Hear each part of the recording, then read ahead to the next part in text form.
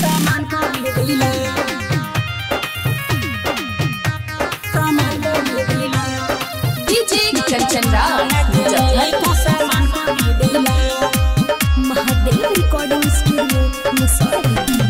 घघरी उठा के तू देखावा ललकिला घघरी उठा के तू देखावा ललकिला न त पटना के लई का सामान को दिला न त पटना के लई का सामान को दिला तोरा पीछे लागल बा जहानाबाद जिला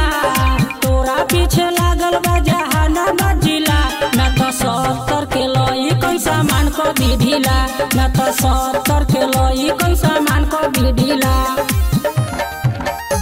सामान को दिला सामान को दिला डीजे कंचन राज मुजफ्फरपुर के लई का सामान को दिला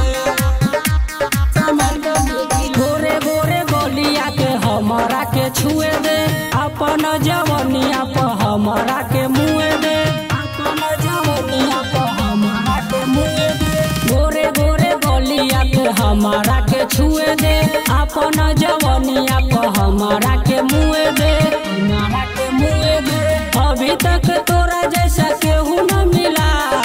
अभी तक तोरा जैसा केहू न मिला न तो पटना के लई का सामान को दिला न तो 70 के लई का सामान को दिला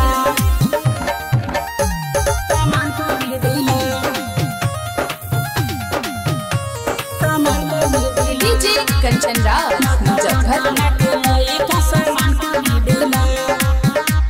सामान को दिला तोरे साथे खेलब हम प्यार के खेला हो मजा ले लिया जो ईश्वर चंद अकेला हो मजा ले लिया जो ईश्वर चंद अकेला हो तोरे साथे खेलब हम प्यार के खेला हो मजा ले लिया जो ईश्वर चंद अकेला हो ईश्वर चंद अकेला हो हवे कुमार सिंह को कुछो न मिला हवे कुमार सिंह को कुछो न मिला न त पटना के